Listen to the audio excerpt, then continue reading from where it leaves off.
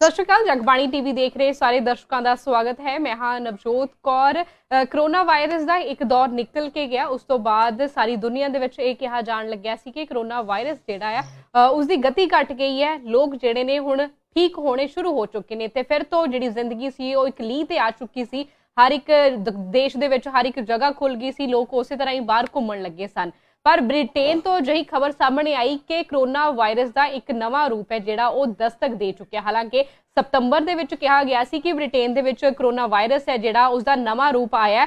ਉਸ ਤੋਂ ਬਾਅਦ ਉਸਦਾ ਅਜਿਹਾ ਅਸਰ ਹੋਇਆ ਕਿ ਭਾਰਤ ਦੇ ਨਾਲ 40 ਦੇਸ਼ਾਂ ਨੇ ਬ੍ਰਿਟੇਨ ਦੇ ਨਾਲ ਆਪਣੇ ਸਾਰੇ ਜਿਹੜੇ ਰਿਸ਼ਤੇ ਨਾਤੇ ਸੀ ਉਹਨਾਂ ਨੂੰ ਤੋੜ ਦਿੱਤਾ। ਜਿਵੇਂ ਭਾਰਤ ਦੇ ਵਿੱਚ ਇਹ ਫੈਸਲਾ ਲਿਆ ਗਿਆ ਕਿ ਬ੍ਰਿਟੇਨ ਤੋਂ ਭਾਰਤ ਆਉਣ ਵਾਲੀਆਂ ਜਿਹੜੀਆਂ ਉਡਾਣਾਂ ਨੇ ਉਹਨਾਂ ਨੂੰ ਰੱਦ ਕਰ ਦਿੱਤਾ ਗਿਆ 31 ਦਸੰਬਰ ਤੱਕ। ਤਾਂ ਕਰੋਨਾ ਦਾ ਇਹ ਨਵਾਂ ਵਾਇਰਸ ਜਿਹੜਾ ਨਵਾਂ ਰੂਪ ਆਇਆ ਉਹ ਕੀ ਹੈ ਤੇ ਇਸ ਤੋਂ ਇਲਾਵਾ ਇਸਨੇ ਬ੍ਰਿਟੇਨ ਦੇ ਵਿੱਚ ਕਿਸ ਹੱਦ ਤੱਕ ਜਿਹੜੀ ਕਹਿ ਸਕਦੇ ਕਿ ਪ੍ਰਭਾਵ ਪਾਇਆ ਤੇ ਹੁਣ ਭਾਰਤ ਦੇ ਵਿੱਚ ਇਹ ਕਿਸ ਹੱਦ ਤੱਕ ਫੈਲ ਸਕਦਾ ਹੈ, ਇਸ ਦੇ ਬਾਰੇ ਗੱਲਬਾਤ ਕਰਨ ਦੇ ਲਈ ਮੇਰੇ ਨਾਲ ਬਰਮਿੰਗਮ ਤੋਂ ਜਗਬਾਣੀ ਦੇ ਪੱਤਰਕਾਰ ਸੰਜੀਵ ਭਨੋਟ ਮੇਰੇ ਨਾਲ ਇਸ ਸਮੇਂ ਮੌਜੂਦ ਨੇ। ਉਹਨਾਂ ਦੇ ਨਾਲ ਗੱਲਬਾਤ ਕਰਦੇ ਆ ਕਰੋਨਾ ਵਾਇਰਸ ਦੇ ਨਵੇਂ ਰੂਪ ਬਾਰੇ ਅਤੇ ਇਸ ਤੋਂ ਇਲਾਵਾ ਕਿਸਾਨੀ ਸੰਘਰਸ਼ ਦੇ ਬਾਰੇ ਵੀ, ਕਿਉਂਕਿ ਕਿਸਾਨੀ ਸੰਘਰਸ਼ ਨੂੰ ਲੈ ਕੇ ਹਾਲ ਹੀ ਦੇ ਵਿੱਚ ਜਿਹੜੇ ਕਿਸਾਨ ਜਥੇਬੰਦੀਆਂ ਦੇ ਆਗੂ ਨੇ ਉਹਨਾਂ ਦੇ ਵੱਲੋਂ ਇਹ ਕਿਹਾ ਗਿਆ ਸੀ ਕਿ ਅਸੀਂ ਜਿੰਨੇ ਵੀ ਸਾਂਸਦ ਨੇ ਇੰਗਲੈਂਡ ਦੇ ਵਿੱਚ ਉਹਨਾਂ ਨੂੰ ਅਪੀਲ ਕਰਦੇ ਹਾਂ ਕਿ ਬੋਰਿਸ ਜੌਨਸਨ ਜੋ ਇੰਗਲੈਂਡ ਦੇ ਪ੍ਰਧਾਨ ਮੰਤਰੀ ਨੇ ਉਹਨਾਂ ਦੀ ਭਾਰਤ ਫੇਰੀ ਹੈ ਜਿਹੜੀ ਉਸਨੂੰ ਰੱਦ ਕਰਵਾਇਆ ਜਾਵੇ। ਤਾਂ ਇਹਨਾਂ ਦੋਨੇ ਮੁੱਦਿਆਂ ਦੇ ਉੱਤੇ ਗੱਲਬਾਤ ਕਰਦੇ ਆ ਸੰਜੀਵ ਭਨੋਟ ਦੇ ਨਾਲ। ਸੰਜੀਵ, ਪਹਿਲਾਂ ਬਹੁਤ-ਬਹੁਤ ਸਵਾਗਤ ਹੈ ਤੁਹਾਡਾ।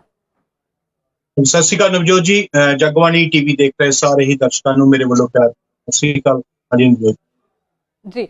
ਸੰਜੀਵ, ਸਭ ਤੋਂ ਪਹਿਲੀ ਸਵਾਲ ਇਹੀ ਹੈ ਕਿ ਕਰੋਨਾ ਵਾਇਰਸ ਦਾ ਨਵਾਂ ਰੂਪ ਆਖਿਰ ਹੈ ਕੀ, ਕਿਉਂਕਿ ਹੁਣ ਇਹ ਕਿਹਾ ਜਾ ਰਿਹਾ ਕਿ ਖਤਰਨਾਕ ਜ਼ਿਆਦਾ, ਤਾਂ ਵੱਖਰਾ ਕੀ ਹੈ ਇਸ ਦੇ ਵਿੱਚ ਪਹਿਲਾਂ ਵਾਲੇ ਵਾਇਰਸ ਦੇ ਨਾਲੋਂ ਤੇ ਕਿੰਨਾ ਕੁ ਜ਼ਿਆਦਾ ਖਤਰਨਾਕ ਹੈ?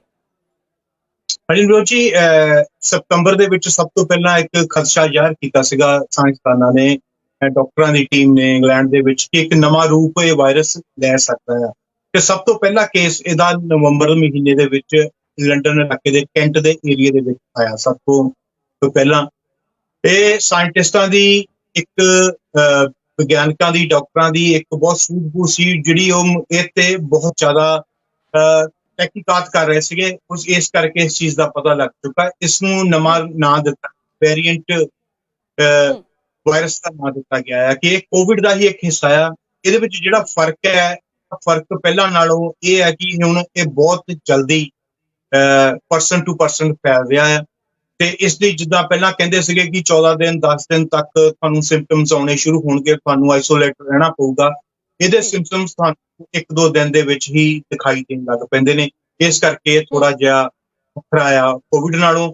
ਪਰ ਇੱਕ ਗੱਲ ਇਹ ਹੈ ਕਿ ਜਿਹੜੀਆਂ ਦਵਾਈਆਂ ਕੋਵਿਡ ਦੇ ਲਈ ਵਰਤੀਆਂ ਜਾਂਦੀਆਂ ਸੀ ਉਹ ਦਵਾਈਆਂ ਇਹਦੇ ਤੇ ਕੰਮ ਕਰ ਰਹੀਆਂ ਨੇ। ਤੇ ਜਿਹੜਾ ਇੰਜੈਕਸ਼ਨ ਬਣਿਆ ਹੋਇਆ ਆ ਤੇ ਕਈ ਸਾਇੰਟਿਸਟ ਮਾਹਰ ਕਹਿ ਰਹੇ ਨੇ ਕਿ ਉਹ ਵੀ ਇਹਦੇ ਤੇ ਕੰਮ ਕਰੂਗਾ। ਕੋਈ ਉਹਦੇ ਲਈ ਨਵਾਂ ਚੀਜ਼ ਕਰਨ ਦੀ ਲੋੜ ਨਹੀਂ, ਪਰ ਜਿਹੜੀ ਇਹਤਿਆਤ ਉਹਦੇ ਲਈ ਵਰਤੀ ਜਾ ਰਹੀ ਸੀ ਸੇਮ ਇਹਤਿਆਤ ਇਹਦੇ ਲਈ ਵਰਤਣੀ ਪਊਗੀ।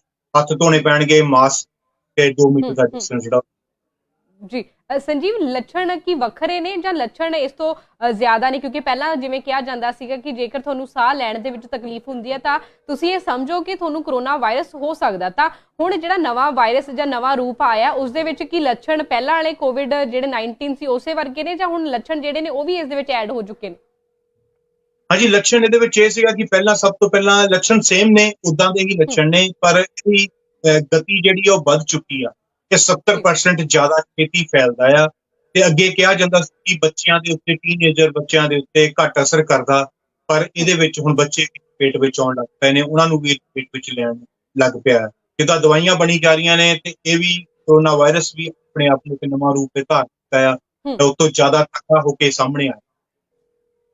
ਜੀ, ਇਸ ਤੋਂ ਇਲਾਵਾ ਜਿਵੇਂ ਤੁਸੀਂ ਹੁਣੇ ਦੱਸਿਆ ਕਿ ਸਤੰਬਰ ਦੇ ਵਿੱਚ ਇਸ ਦਾ ਖਦਸ਼ਾ ਜਿਹੜਾ ਉਹ ਜ਼ਾਹਰ ਕੀਤਾ ਗਿਆ ਸੀ ਤੇ ਨਵੰਬਰ ਦੇ ਵਿੱਚ ਕੇਸ ਆ ਗਿਆ ਸੀ, ਤਾਂ ਸਰਕਾਰਾਂ ਨੇ ਜਾਂ ਬ੍ਰਿਟੇਨ ਦੀ ਜਿਹੜੀ ਸਰਕਾਰ ਹੈ ਉਸਨੇ ਪਹਿਲਾਂ ਹੀ ਕਿਉਂ ਨਹੀਂ ਜਿਹੜੇ ਪ੍ਰਬੰਧ ਕਰ ਲਏ ਗਏ, ਜਾਂ ਭਾਰਤ ਦੇ ਵਿੱਚ ਜਾਂ ਹੋਰ ਜਿੰਨੇ ਵੀ ਦੇਸ਼ਾਂ ਨੇ ਹੁਣ ਕੋਈ ਵੀ ਪਾਬੰਦੀਆਂ ਲਗਾਈਆਂ ਨੇ? ਜੇ ਪਹਿਲਾਂ ਹੀ ਪਤਾ ਲੱਗ ਚੁੱਕਿਆ ਸੀ ਤਾਂ ਪਹਿਲਾਂ ਕਦਮ ਉਠਾ ਲਏ ਜਾਣੇ ਚਾਹੀਦੇ ਸਨ।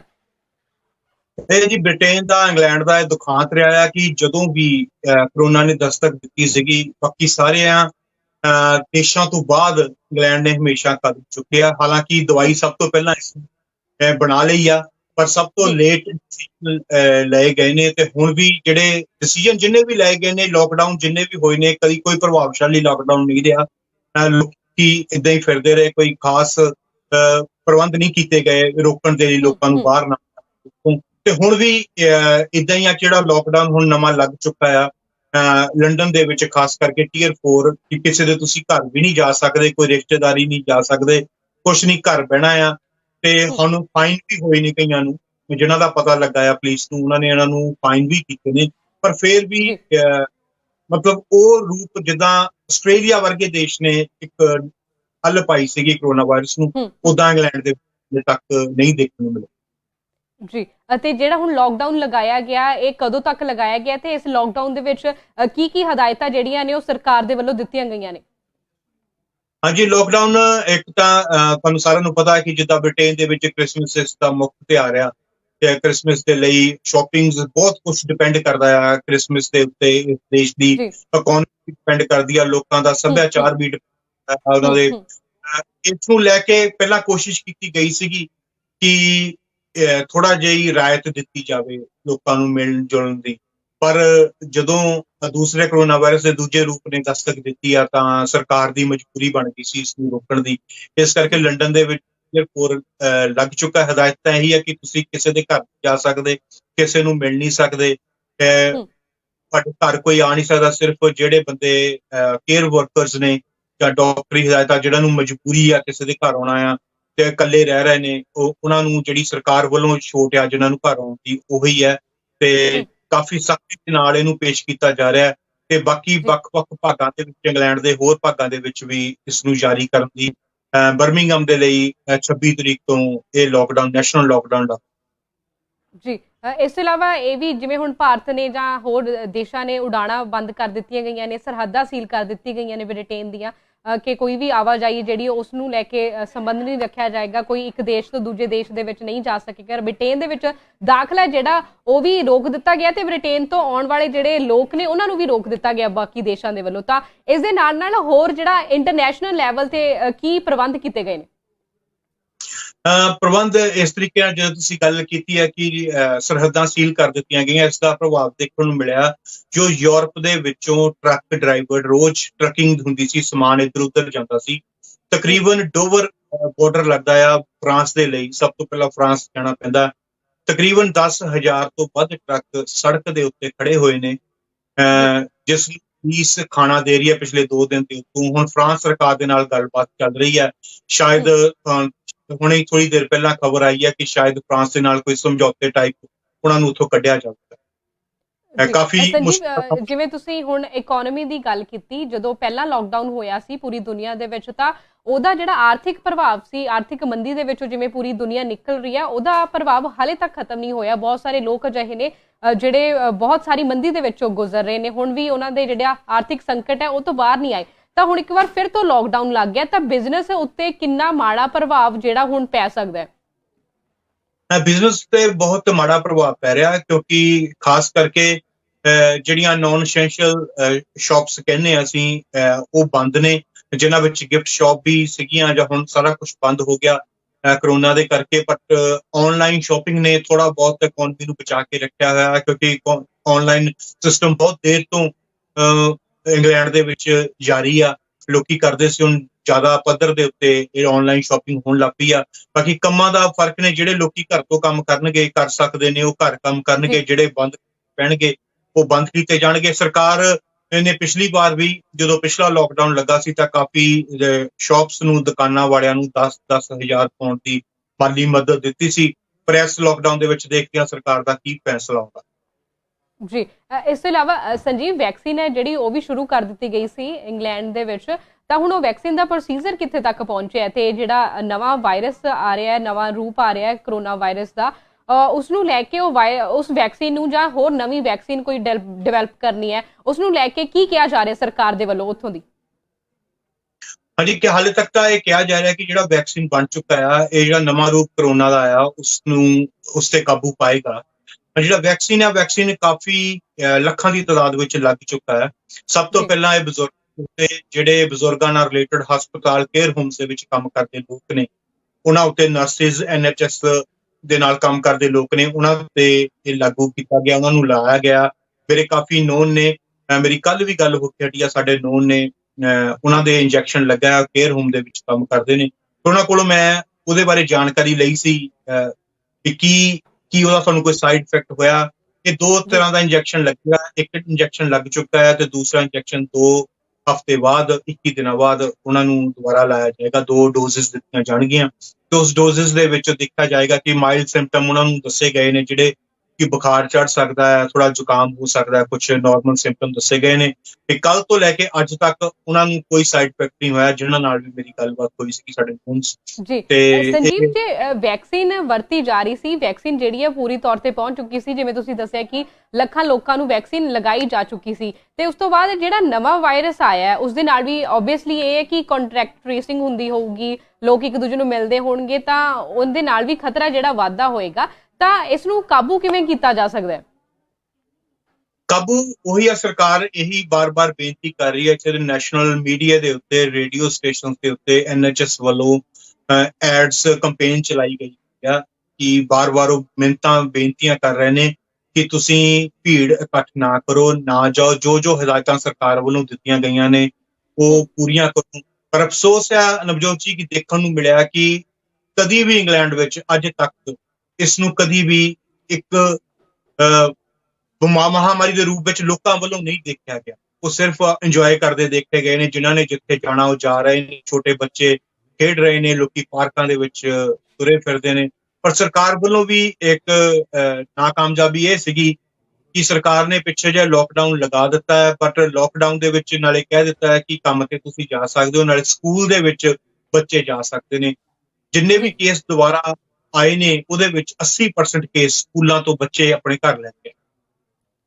ਜੀ ਸੰਜੀਵ, ਕਿਉਂਕਿ ਬੇਸ਼ੱਕ WHO ਦੇ ਵੱਲੋਂ ਸ਼ੁਰੂ ਤੋਂ ਹੀ ਇਹ ਗਾਈਡਲਾਈਨਸ ਜਾਰੀ ਕੀਤੀਆਂ ਗਈਆਂ ਕਿ ਕਰੋਨਾ ਬਹੁਤ ਖਤਰਨਾਕ ਹੈ, ਪਰ ਜਿਵੇਂ ਆਪਾਂ ਪੰਜਾਬ ਦੀ ਸਥਿਤੀ ਦੀ ਗੱਲ ਕਰਦੇ ਹਾਂ, ਇੰਡੀਆ ਦੇ ਵਿੱਚ ਜੇਕਰ ਗੱਲ ਕਰੀਏ ਤਾਂ ਲੋਕਾਂ ਦਾ ਵਿਸ਼ਵਾਸ ਉੱਠ ਚੁੱਕਿਆ। ਉਹ ਮੰਨਦੇ ਨਹੀਂ ਕਿ ਕਰੋਨਾ ਵਾਇਰਸ ਕੋਈ ਵਾਇਰਸ ਹੈ ਜਾਂ ਖਤਰਨਾਕ ਹੈ। ਤਾਂ ਇੰਗਲੈਂਡ ਦੇ ਲੋਕ ਵੀ ਇਸ ਗੱਲ ਨੂੰ ਮੰਨਦੇ ਨੇ ਕਿ ਇਹ ਇੱਕ ਬਿਮਾਰੀ ਹੈ ਤੇ ਸਹਿਯੋਗ ਪੂਰਾ ਦਿੰਦੇ ਨੇ। ਇੱਥੇ ਰਵਜੋ ਜੀ ਇੱਕ ਚੀਜ਼ ਫੈਲੀ ਹੋਈ ਆ ਲੋਕਾਂ ਦੇ ਵਿੱਚ, ਉਹ ਮੈਨੂੰ ਪਤਾ ਨਹੀਂ ਕਿਹਨੇ ਫੈਲਾਈ ਆ, ਸਰਕਾਰ ਵੱਲੋਂ ਫੈਲੀ ਆ ਜਾਂ ਆਮ ਲੋਕਾਂ ਵੱਲੋਂ ਫੈਲੀ ਆ, ਕਿ ਜਿਹੜੀ ਏਸ਼ੀਅਨ ਕਮਿਊਨਿਟੀ ਆ ਜਾਂ ਬਲੈਕ ਕਮਿਊਨਿਟੀ ਦੇ ਲੋਕ ਨੇ ਉਹਨਾਂ ਨੂੰ ਕਰੋਨਾ ਜ਼ਿਆਦਾ ਪ੍ਰਭਾਵਿਤ ਕਰਦਾ ਆ। ਜਿੰਨੀ ਵੀ ਮੌਤ ਉਹ ਉਹਨਾਂ ਲੋਕਾਂ ਦੇ ਵਿੱਚ ਜ਼ਿਆਦਾ ਆ। ਜਿਹੜੇ ਵਾਈਟ ਪੀਪਲ ਨੇ, ਬ੍ਰਿਟਿਸ਼ ਪੀਪਲ ਨੇ, ਇਹਨਾਂ ਦੇ ਉੱਤੇ ਕਰੋਨਾ ਘੱਟ ਅਸਰ ਕਰਦਾ ਆ। ਉਹ ਮਾਨਸਿਕਤਾ ਵੀ ਇੱਥੇ ਬਣ ਚੁੱਕੀ ਆਮ ਲੋਕਾਂ ਦੇ ਵਿੱਚ। ਇਸ ਕਰਕੇ ਦੇਖਿਆ ਜਾ ਰਿਹਾ ਆ ਕਿ ਕਈ ਵਾਰ ਦੇਖਣ ਨੂੰ ਆਉਂਦਾ ਕਿ ਬੰਦਾ ਹਾਊ ਪਰੇ ਕਰਕੇ ਜਾਂਦਾ, ਵੀ ਮੈਨੂੰ ਜਾਣਾ ਪੈਣਾ, ਮੈਂ ਘੁੰਮਣਾ, ਮੈਂ ਸਮਾਨ ਲੈਣ ਜਾਣਾ ਆ। ਪਰ ਜਿਹੜੇ ਉਸ ਤੋਂ ਪ੍ਰਭਾਵਿਤ ਹੋਏ ਨੇ, ਮੇਰੀ ਉਹਨਾਂ ਨਾਲ ਬਹੁਤ ਡੀਪਲੀ ਗੱਲ ਹੋਈ ਹੈ ਇਹਦੇ ਸਿੰਪਟਮਸ ਬਾਰੇ। ਬਹੁਤ ਮੇਰੇ ਚੰਗੇ ਦੋਸਤਾਂ ਨਾਲ, ਫੈਮਿਲੀ ਨਾਲ ਇਹ ਬੀਤ ਚੁੱਕੀ ਆ ਕਰੋਨਾ, ਕਿ ਉਹਨਾਂ ਨੇ ਤਾਂ ਇਹੀ ਕਿਹਾ ਵੀ ਇਹ ਤੋਂ ਬਚਾਅ ਰੱਖੋ, ਕਿਉਂਕਿ ਉਹ ਜਿਹੜੇ ਇਹ ਤੋਂ ਸਰਵਾਈਵ ਕੀਤੇ ਨੇ ਬਹੁਤ ਮੁਸ਼ਕਿਲ, ਬਹੁਤ ਤੜਫਣਾ ਪੈਂਦਾ। ਕਰੋਨਾ ਬਹੁਤ ਭਿਆਨਕ ਬਿਮਾਰੀ ਆ, ਇਹ ਸਾਨੂੰ ਮੰਨਣ ਦੀ, ਹਾਲੇ ਵੀ ਮੰਨਣ ਦੀ ਲੋੜ ਆ। ਦੇਸ਼ ਵਿੱਚ, ਵਿਦੇਸ਼, ਜਿੱਥੇ ਮਰਜੀ, ਸਾਰੀ ਦੁਨੀਆ ਵਿੱਚ ਮੰਨਣ ਦੀ ਲੋੜ ਆ। ਚਾਹੇ ਭਾਰਤ ਦੇ ਲੋਕਾਂ ਦੇ ਲਈ ਵੀ ਇਹ ਮੈਸੇਜ ਆ ਕਿ ਜ਼ਰੂਰ ਮੰਨੋ, ਇਸ ਨੂੰ ਇਹਤਿਆਤ ਵਰਤੋ ਜਿੰਨੀ ਵਰਤ ਸਕੋ।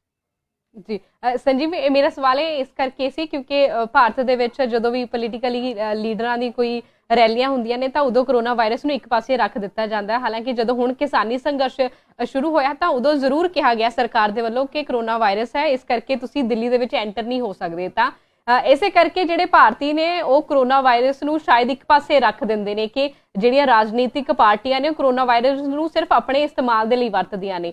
ਤਾਂ ਬੇਸ਼ੱਕ ਜਿਹੜਾ ਕਰੋਨਾ ਵਾਇਰਸ ਇੱਕ ਖਤਰਨਾਕ ਬਿਮਾਰੀ ਹੈ ਤੇ ਇਸ ਦਾ ਪ੍ਰਭਾਵ ਵੀ ਦੇਖਣ ਨੂੰ ਮਿਲਿਆ। ਇਸੇ ਕਰਕੇ ਹੀ ਜਿਹੜੀ ਲੱਖਾਂ ਦੀ ਗਿਣਤੀ ਦੇ ਵਿੱਚ ਲੋਕਾਂ ਨੇ ਜਾਨ ਵੀ ਕਰੋਨਾ ਵਾਇਰਸ ਕਰਕੇ ਗਵਾਈ ਹੈ। ਅਤੇ ਹੁਣ ਮੈਂ ਗੱਲ ਕਰਨਾ ਚਾਹੂੰਗੀ, ਬ੍ਰਿਟੇਨ ਤੋਂ ਜੋ ਭਾਰਤ ਦੇ ਵਿੱਚ ਲੋਕ ਆਏ ਉਹ ਵੀ ਕਰੋਨਾ ਪੋਜ਼ਿਟਿਵ ਪਾਏ ਗਏ ਨੇ। ਹਾਲਾਂਕਿ ਉਹਨਾਂ ਲੋਕਾਂ ਦਾ ਕਹਿਣਾ ਸੀ ਕਿ 72 ਘੰਟੇ ਪਹਿਲਾਂ ਸਾਡੀ ਟੈਸਟ ਹੈ ਜਿਹੜਾ ਉਹ 에ਅਰਪੋਰਟ ਤੇ ਹੋਇਆ ਸੀ, ਜਦੋਂ ਅਸੀਂ ਉੱਥੋਂ ਉਡਾਨ ਭਰਨੀ ਸੀਗੀ। ਤੇ ਜਦੋਂ ਪੰਜਾਬ ਦੇ ਵਿੱਚ ਪਹੁੰਚਦੇ ਨੇ ਜਾਂ ਦਿੱਲੀ ਪਹੁੰਚੇ ਨੇ, ਇਸ ਤੋਂ ਇਲਾਵਾ ਕਲਕੱਤਾ ਪਹੁੰਚੇ ਨੇ, ਉੱਥੇ ਜਦੋਂ ਉਹ ਪਹੁੰਚੇ ਨੇ ਤਾਂ ਉਹਨਾਂ ਦਾ ਜਦੋਂ ਟੈਸਟ ਕਰਾਇਆ ਗਿਆ ਤਾਂ ਫਿਰ ਉਹ ਪੋਜ਼ਿਟਿਵ ਆਏ। ਤਾਂ 72 ਘੰਟਿਆਂ ਦੇ ਵਿੱਚ ਉਹ ਮਤਲਬ ਸਮਝ ਨਹੀਂ ਆ ਰਿਹਾ ਕਿ 72 ਘੰਟੇ ਪਹਿਲਾਂ ਜੇ ਉਹਨਾਂ ਨੇ ਟੈਸਟ ਕਰਵਾਇਆ ਸੀ ਤਾਂ ਇੰਡੀਆ ਆ ਕੇ ਉਹ ਇੱਕ ਵਾਰ ਫਿਰ ਕਰੋਨਾ ਪੋਜ਼ਿਟਿਵ ਕਿਵੇਂ ਹੋ ਗਏ? ਐਕਚੁਅਲੀ ਜੇ ਆਪਾਂ ਗੱਲ ਕਰੀਏ, ਜੇ ਸਾਰਾ ਕੁਝ ਸਹੀ ਆ ਸਰਕਾਰ ਦੇ ਮਾਮਲੇ ਵਿੱਚ, ਬਿਨਾਂ ਕੋਈ ਚਾਲ ਦੇ ਉੱਤੋਂ ਜੇ ਸੱਚਮੁੱਚ ਹੀ ਕਰੋਨਾ ਪੋਜ਼ਿਟਿਵ, ਕਿਉਂਕਿ ਅਸੀਂ ਪਹਿਲਾਂ ਵੀ ਦੇਖਿਆ ਆ ਕਿ ਕਈ ਨੈਗੇਟਿਵ ਬੰਦਿਆਂ ਨੂੰ ਪੋਜ਼ਿਟਿਵ ਦਿਖਾਇਆ ਗਿਆ, ਪੋਜ਼ਿਟਿਵ ਨੂੰ ਨੈਗੇਟਿਵ ਦਿਖਾਇਆ ਗਿਆ। ਕਦੀ ਵੀ ਰਿਪੋਰਟ ਦੇ ਉੱਤੇ ਅਸੀਂ 100% ਅਸੀਂ ਯਕੀਨ ਨਹੀਂ ਕਰ ਸਕੇ, ਕਿਉਂਕਿ ਜਦੋਂ ਵੀ ਇੱਥੋਂ ਕੋਈ ਬੰਦਾ ਟਰੈਵਲ ਕਰਨ ਲਈ ਜਾਂਦਾ ਹੈ ਤੇ ਉਹਨੂੰ ਇਹਤਿਆਤ ਆ ਕਿ ਉਹ ਕਰੋਨਾ ਟੈਸਟ ਕਰਾ ਕੇ ਹੀ ਜਾਵੇ। ਕਰੋਨਾ ਜੀ ਟੈਸਟ ਹੋ ਗਿਆ ਤੇ ਹੋ ਸਕਦਾ ਹੈ ਕਿ ਜਿਹੜੇ ਅਸੀਂ ਦੂਸਰੇ ਕਰੋਨਾ ਵੇਰੀਐਂਟ ਵਾਇਰਸ ਦੀ ਗੱਲ ਕਰਦੇ ਹਾਂ, ਹੋ ਸਕਦਾ ਉਹਦੇ ਤੋਂ ਜਿਹੜੇ ਉਹਦੇ ਸਿੰਪਟਮਸ ਨੇ ਉਹ ਲਗਾਤਾਰ 1 ਤੋਂ 2 ਦਿਨ ਦੇ ਵਿੱਚ ਦਿਸਣੇ ਸ਼ੁਰੂ ਹੋ ਜਾਂਦੇ ਨੇ। ਹੁਣ ਲੰਬਾ ਟਾਈਮ ਉਹਦੇ ਲਈ ਨਹੀਂ ਵਰਤਣਾ ਪੈ ਰਿਹਾ। ਜੇ ਜੀ ਉੱਥੇ ਜਾ ਕੇ ਉਹਨਾਂ ਨੂੰ ਹੋਇਆ ਤੇ ਇਹਦੇ ਵਿੱਚ ਕੋਈ ਸਮਝ ਵਾਲੀ ਗੱਲ ਨਹੀਂ ਹੈਗੀ। ਜਿੱਦਾਂ ਤੁਸੀਂ ਅਚੰਭਿਤ ਹੋ, ਏਦਾਂ ਹੀ ਮੈਂ ਆ ਵੀ ਇਹ ਸੋਚ ਕੇ ਵੀ ਜੇ ਇੱਥੋਂ ਬੰਦਾ ਟੈਸਟ ਕਰਵਾ ਕੇ ਗਿਆ ਆ ਤੇ ਹਮ, ਇਹ ਵੀ ਨਹੀਂ ਆਪਾਂ ਨੂੰ ਸਮਝ ਆਉਂਦਾ ਕਿ ਅਸੀਂ ਟੈਸਟ ਕਰਵਾ ਲਿਆ ਤੇ ਮੁੜ ਕੇ ਸਾਨੂੰ ਹੋ ਨਹੀਂ ਸਕਦਾ ਕਿਸੇ ਹਮ, ਜਗ੍ਹਾ ਦੇ ਉੱਤੋਂ, ਜਾਂ ਅਸੀਂ ਸੋਚ ਲਿਆ, ਅਸੀਂ ਆਪਣੀ ਹਮ, ਮਨੋਸਥਿਤੀ ਬਣਾ ਲਈ ਕਿ ਪੋਜ਼ਿਟਿਵ ਨਹੀਂ ਹੈਗੇ, ਅਸੀਂ ਠੀਕ ਆ, ਅਸੀਂ ਜੋ ਮਰਜ਼ੀ ਕਰ ਸਕਦੇ ਹਾਂ। ਹੋ ਸਕਦਾ ਉੱਥੇ ਕੋਈ ਅਜਿਹਾ ਸ਼ਖਸ ਮਿਲਿਆ ਹੋਵੇ, ਕੋਈ ਕਰਮਚਾਰੀ ਮਿਲਿਆ ਹੋਵੇ ਜਹਾਜ਼ ਦੇ ਵਿੱਚ, ਹੋਵੇ ਕੋਈ ਐਸਾ ਇਨਸਾਨ ਇਹ ਤੋਂ ਸਾਰਿਆਂ ਨੂੰ ਫੈਲ ਸਕਦਾ। ਜੀ ਇਸ ਦੇ ਨਾਲ ਹੀ ਦੂਸਰਾ ਸਵਾਲ ਮੇਰਾ ਇਹ ਹੈ ਕਿ ਜਿਵੇਂ ਹੁਣ ਉਹ ਇੱਥੇ ਆ ਕੇ ਕਰੋਨਾ ਪੋਜ਼ਿਟਿਵ ਹੋਏ ਨੇ, ਤਾਂ ਇਹ ਪੰਜਾਬ ਦੇ ਵਿੱਚ ਕਿਵੇਂ ਪਤਾ ਲੱਗੇਗਾ ਕਿ ਉਹ ਕਰੋਨਾ ਵਾਇਰਸ ਦਾ ਪਹਿਲਾ ਰੂਪ ਹੈ ਜਾਂ ਹੁਣ ਦੂਸਰਾ ਜਿਹੜਾ ਨਵਾਂ ਰੂਪ ਹੈ ਉਹ ਉਸ ਦੇ ਕਰਕੇ ਉਹ ਸਿੰਪਟਮ ਉਹਨਾਂ ਦੇ ਵਿੱਚ ਪਾਏ ਗਏ ਨੇ ਤੇ ਉਹ ਕਰੋਨਾ ਪੋਜ਼ਿਟਿਵ ਹੋਏ ਨੇ?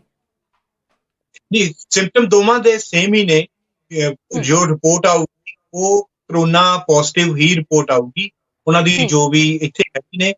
ਪਰ ਉਹ ਜਿੰਨੀ ਛੇਤੀ ਉਹਨਾਂ ਨੂੰ ਪਤਾ ਲੱਗ ਰਿਹਾ ਹੈ ਕਿ ਅੱਗੇ ਹੁੰਦਾ ਸੀ ਕਿੰਨੀ ਦੇਰ ਬਾਅਦ ਤੁਹਾਨੂੰ ਪਤਾ ਲੱਗਦਾ ਵੀ ਮੈਂ 10 ਦਿਨ ਪਹਿਲਾਂ ਮਿਲਿਆ ਸੀ, ਅੱਜ ਮੈਨੂੰ 10 ਦਿਨ ਮੈਂ ਨਾਰਮਲ ਆ ਤੇ ਅੱਜ ਮੈਨੂੰ ਆ ਕੇ ਸਿੰਪਟਮ ਸ਼ੁਰੂ ਹੋਏ ਨੇ। ਹੁਣ ਜੋ ਬਿਆਨ ਦਊਗਾ ਮਰੀਜ਼ ਉਹ ਦਊਗਾ ਕਿ ਮੈਂ 2 ਦਿਨ ਪਹਿਲਾਂ ਉੱਥੇ ਗਿਆ ਸੀ, ਮੈਨੂੰ 2 ਦਿਨ ਬਾਅਦ ਹੀ ਇਹ ਸਿੰਪਟਮ ਆਉਣ ਲੱਗ ਪਏ ਨੇ। ਉਸ ਤੋਂ ਹੀ ਇਹ ਅੱਜ ਦੀ ਡੇਟ ਵਿੱਚ ਪਤਾ ਲੱਗ ਰਿਹਾ ਕਿ ਇਹ ਦੂਜਾ ਰੂਪ ਹੈ ਕਿ ਪਹਿਲਾ ਰੂਪ ਹੈ। ਜੀ ਤੇ ਫਿਰ ਜੇਕਰ ਹੁਣ ਬ੍ਰਿਟੇਨ ਦੀ ਸਥਿਤੀ ਨੂੰ ਆਪਾਂ ਦੇਖੀਏ ਤਾਂ ਹੁਣ ਹਰ ਰੋਜ਼ ਕਿੰਨੇ ਕੁ ਅੰਕੜੇ ਨੇ ਜਿਹੜੇ ਉਹ ਸਾਹਮਣੇ ਆਉਂਦੇ ਨੇ ਜਿਹੜੇ ਕਰੋਨਾ ਪੋਜ਼ਿਟਿਵ ਹੁੰਦੇ ਨੇ, ਜਾਂ ਇਸ ਤੋਂ ਇਲਾਵਾ ਮੌਤਾਂ ਦਾ ਅੰਕੜਾ ਕੀ ਹੈ? ਜਿਹੜਾ ਕੱਲ ਦਾ ਅੰਕੜਾ ਹੈ, ਅੱਜ ਦਾ ਹਲੇ ਥੋੜੀ ਦੇਰ ਬਾਅਦ ਆਵੇਗਾ, ਸ਼ਾਮ 5 ਵਜੇ ਤੋਂ ਬਾਅਦ ਯੂਕੇ ਦੇ। ਜਿਹੜਾ ਅੱਜ ਕੱਲ ਦਾ ਸੀ, ਕੱਲ 691 ਲੋਕ ਦੁਬਾਰਾ ਮਰੇ ਨੇ, ਕਾਫੀ ਭਾਰੀ ਗਿਣਤੀ ਦੇ ਵਿੱਚ ਕੱਲ ਮਰੇ ਨੇ ਤੇ ਤਕਰੀਬਨ 24-25 ਹਜ਼ਾਰ ਦੇ ਲੋਕ ਪ੍ਰਭਾਵਿਤ ਹੋ ਰਹੇ ਨੇ 24 ਘੰਟਿਆਂ ਵਿੱਚ। ਕਾਫੀ ਦਰ 24 ਘੰਟੇ ਦੁਬਾਰਾ ਜੀ ਜੀ ਦੁਬਾਰਾ ਤੇਜ਼ੀ। ਤਾਂ ਮਤਲਬ ਬਹੁਤ ਵੱਡਾ ਅੰਕੜਾ ਹੈ ਜੇ 24-25 ਹਜ਼ਾਰ ਵਿਅਕਤੀ ਹਰ ਰੋਜ਼ ਕਰੋਨਾ ਵਾਇਰਸ ਤੋਂ ਪ੍ਰਭਾਵਿਤ ਹੋ ਰਹੇ ਨੇ। ਤੇ ਇਸ ਦੇ ਵਿੱਚ ਜਿਹੜੇ ਪੰਜਾਬ ਦੇ ਵਿਦਿਆਰਥੀ ਨੇ ਜਾਂ ਇੰਡੀਆ ਦੇ ਜਿਹੜੇ ਵਿਦਿਆਰਥੀ ਵਰਗ ਉੱਥੇ ਬੈਠਾ ਆ ਤੇ ਉਹਨਾਂ ਨੂੰ ਲੈ ਕੇ ਤਾਂ ਫਿਰ ਉਹ ਜਿਹੜੀਆਂ ਸਮੱਸਿਆਵਾਂ ਜਿਵੇਂ ਪਹਿਲਾਂ ਸੀਗੀਆਂ ਕਿ ਕਰੋਨਾ ਵਾਇਰਸ ਦੇ ਵਿੱਚ ਉਹਨਾਂ ਨੇ ਕਿਵੇਂ ਆਪਣੀ ਰੋਜ਼ ਦੀ ਰੋਟੀ ਕਮਾਉਣੀ ਆ, ਉਹ ਫਿਰ ਤੋਂ ਪੈਦਾ ਹੋ ਜਾਣਗੀਆਂ ਤੇ ਉਹਨਾਂ ਨੂੰ ਲੈ ਕੇ ਕੋਈ ਜਿਹੜੇ ਬੰਦੋਬਸਤ ਉਹ ਕੀਤੇ ਜਾ ਰਹੇ ਨੇ? ਦੇਖੋ, ਸਰਕਾਰ ਵੱਲੋਂ ਨਵਜੋਤ ਜੀ ਉਹੀ ਗੱਲ ਨੇ, ਜਦੋਂ ਅਸੀਂ ਵੀਜ਼ਾ ਅਪਲਾਈ ਕਰਦੇ ਹਾਂ ਤੇ ਅਸੀਂ ਸਾਰਾ ਕੁਝ ਜੋ ਦਿਖਾਉਂਦੇ ਆ ਵੀ ਅਸੀਂ ਆਪਣੇ ਆਪ ਨੂੰ ਮੇਨਟੇਨ ਉੱਥੇ ਕਰ ਸਕਦੇ ਹਾਂ ਤੇ ਅਸੀਂ ਆਪਣੀ ਹੈਲਥ ਦੇ ਆਪ ਜ਼ਿੰਮੇਵਾਰ ਹੋਵਾਂਗੇ। ਅਸੀਂ ਕੰਮਕਾਰ ਦੇ ਕਰਕੇ ਨਹੀਂ ਆ ਰਹੇ, ਮਤਲਬ 20 ਘੰਟੇ ਸਾਨੂੰ ਖੁੱਲ੍ਹ ਕੇ ਕੰਮ ਕਰੋ। ਮਤਲਬ ਉਹ ਸਥਿਤੀ ਸਰਕਾਰ ਨੇ ਪਹਿਲਾਂ ਹੀ ਉਹ ਪੈਦਾ ਕਰਕੇ ਰੱਖੀ ਹੋਈ ਆ ਕਿ ਕੋਈ ਵੀ ਜੀ ਸਟੂਡੈਂਟ ਇੱਥੇ ਆਉਂਦਾ ਤੇ ਉਹ ਆਪਣੇ ਆਪ ਨੂੰ ਲਿਖ ਕੇ ਆਉਂਦਾ ਹੈ ਕਿ ਮੈਂ ਆਪਣੀ ਮੇਨਟੇਨੈਂਸ ਆਪ ਕਰਾਂਗਾ। ਇਸ ਕਰਕੇ ਜੀ ਸਰਕਾਰਾਂ ਇਸ ਚੀਜ਼ ਨੂੰ ਦਿਮਾਗੀ ਤੌਰ ਤੇ ਆਪਣੇ ਆਪ ਤੇ ਬੋਝ ਨਹੀਂ ਬਣ। ਜੀ ਇਸ ਤੋਂ ਬਾਅਦ ਕਿਉਂਕਿ ਕਰੋਨਾ ਵਾਇਰਸ ਤੇ ਗੱਲਬਾਤ ਜਿਹੜੀ ਆ ਉਹ ਹੋ ਚੁੱਕੀ ਹੈ ਤੇ ਹੁਣ ਕਿਸਾਨੀ ਸੰਘਰਸ਼ ਤੇ ਮੈਂ ਜ਼ਰੂਰ ਗੱਲ ਕਰਨਾ ਚਾਹੂੰਗੀ, ਕਿਉਂਕਿ ਕਿਸਾਨੀ ਸੰਘਰਸ਼ ਦੀ ਜਿਹੜੀ ਗੂੰਜ ਹੈ ਉਹ ਪੂਰੇ ਦੇਸ਼ਾਂ ਵਿਦੇਸ਼ਾਂ ਦੇ ਵਿੱਚ ਹੋਈ ਹੈ, ਸਿਰਫ ਪੰਜਾਬ ਦੇ ਵਿੱਚ ਹੀ ਨਹੀਂ। ਤਾਂ ਹੁਣ ਇਸ ਸੰਘਰਸ਼ ਨੂੰ ਲੈ ਕੇ ਜੇਕਰ ਇੰਗਲੈਂਡ ਦੀ ਗੱਲ ਕੀਤੀ ਜਾਵੇ, ਲੰਡਨ ਦੀ ਗੱਲ ਕੀਤੀ ਜਾਵੇ, ਤਾਂ ਉੱਥੇ ਕੀ ਤਿਆਰੀਆਂ ਕੀਤੀਆਂ ਜਾ ਰਹੀਆਂ ਨੇ ਉੱਥੋਂ ਦੇ ਪੰਜਾਬੀਆਂ ਦੇ ਵੱਲੋਂ? ਹਾਂਜੀ, ਸੰਘਰਸ਼ ਦਿਨ ਬ ਦਿਨ ਹੋਏ ਨੇ। ਪਿਛਲੇ ਹਫ਼ਤੇ ਬਰਮਿੰਘਮ ਦੇ ਵਿੱਚ ਬਹੁਤ ਭਾਰੀ ਇਕੱਠ ਹੋਇਆ, ਜੋ ਕਿ ਇੱਕ ਰਿਕਾਰਡ ਤੋੜ ਇਕੱਠ ਸੀਗਾ। ਸਕਾਟਲੈਂਡ ਦੇ ਵਿੱਚ ਗਲਾਸਗੋ ਤੋਂ ਐਡਨਬਰਾ ਤੱਕ ਰੈਲੀ ਨਿਕਲੀ, ਉਹ ਵੀ ਬਹੁਤ ਵੱਡੀ ਸੀਗੀ। ਉਸ ਤੋਂ ਪਹਿਲਾਂ ਮਹੀਨਾ ਪਹਿਲਾਂ ਲੰਡਨ ਦੇ ਵਿੱਚ ਇੱਕ ਰਿਕਾਰਡ ਤੋੜ ਇਕੱਠ ਹੋਇਆ ਕਿਸਾਨੀ ਸੰਘਰਸ਼ ਨੂੰ ਲੈ ਕੇ। ਲੋਕੀ ਬਹੁਤ ਅਵੇਅਰ ਹੋਏ ਨੇ ਕਿਸਾਨੀ ਜੀ ਸੰਘਰਸ਼ ਨੂੰ ਲੈ ਕੇ, ਜਿਹਨਾਂ ਨੂੰ ਨਹੀਂ ਵੀ ਪਤਾ ਸੀਗਾ, ਛੋਟੇ ਬੱਚਿਆਂ ਤੋਂ ਲੈ ਕੇ ਬਜ਼ੁਰਗਾਂ ਤੱਕ ਉਹ ਇੱਥੇ ਪਹੁੰਚੇ ਹੋਏ ਨੇ। ਤੇ ਕਾਫੀ ਬਜ਼ੁਰਗ, ਜਦੋਂ ਮੈਂ ਬਰਮਿੰਘਮ ਰੈਲੀ ਕਵਰ ਕੀਤੀ ਸੀ ਤਾਂ ਉੱਥੇ ਮੈਨੂੰ ਇੱਕ ਬਜ਼ੁਰਗ ਮਿਲੇ ਸੀਗੇ ਜੋ 2 ਮਹੀਨੇ ਤੋਂ ਇੱਥੇ ਆਏ ਹੋਏ ਸੀ। ਕਾਫੀ ਬਜ਼ੁਰਗ ਜੀ ਸੀ ਤੇ ਕਪੂਰਥਲੇ ਜ਼ਿਲ੍ਹੇ ਨੂੰ ਉਹ ਬਿਲੋਂਗ ਕਰਦੇ ਸੀ ਤੇ ਉਹ ਕਹਿੰਦੇ ਸੀ ਜੇ ਮੈਂ ਪੰਜਾਬ ਹੁੰਦਾ ਤਾਂ ਮੈਂ ਦਿੱਲੀ ਬੈਠਾ ਹੁੰਦਾ, ਹੁਣ ਮੈਂ ਇੱਥੇ ਆ। ਹਮ, ਮੈਂ ਲੰਡਨ ਰੈਲੀ ਦੇ ਵਿੱਚ ਵੀ ਗਿਆ ਸੀਗਾ ਤੇ ਅੱਜ ਮੈਂ ਬਰਮਿੰਘਮ ਰੈਲੀ ਦੇ ਵਿੱਚ ਵੀ ਆਇਆ ਕਿ ਮੈਨੂੰ ਬਹੁਤ ਦੁੱਖ ਆ ਜੋ ਵੀ ਇਹ ਖੇਤੀ ਕਾਨੂੰਨ ਪਾਸ ਕੀਤੇ ਗਏ ਨੇ। ਲੋਕਾਂ ਵੱਲੋਂ ਬਿਲਕੁਲ ਕੇਂਦਰ ਸਰਕਾਰ ਪ੍ਰਤੀ ਪੂਰਾ ਜ਼ਹਿਰ ਉਗਲਿਆ ਜਾ ਰਿਹਾ ਇੱਥੇ, ਜਿੰਨਾ ਮੀਡੀਆ ਸਾਰਾ ਕਵਰ ਕਰ ਰਿਹਾ ਆ ਕਿ ਇੱਕ ਜੀ ਫਾਰਮਰ ਪ੍ਰੋਟੈਸਟ ਜਿਹੜਾ ਇੱਕ ਬਹੁਤ ਉੱਭਰ ਕੇ ਸਾਹਮਣੇ ਆਇਆ ਕਿ ਐਡਾ ਵੱਡਾ ਫਾਰਮ ਟੈਸਟ ਕਦੀ ਦੇਖਣ ਨੂੰ ਨਹੀਂ ਮਿਲਿਆ ਸੀਗਾ। ਸਭ ਤੋਂ ਵੱਡੀ ਇਹਦੀ ਖਾਸ ਗੱਲ ਮੈਨੂੰ ਇਹ ਲੱਗਦੀ ਹੈ ਇੰਗਲੈਂਡ ਰਹਿੰਦੇ ਹੋਏ ਦੇਖ ਕੇ, ਕਿਉਂਕਿ ਇਹ ਸਭ ਧਰਮਾਂ ਦਾ ਸਾਂਝਾ ਇੱਕ ਜੀ ਅੰਦੋਲਨ ਬਣ ਚੁੱਕਾ ਹੈ।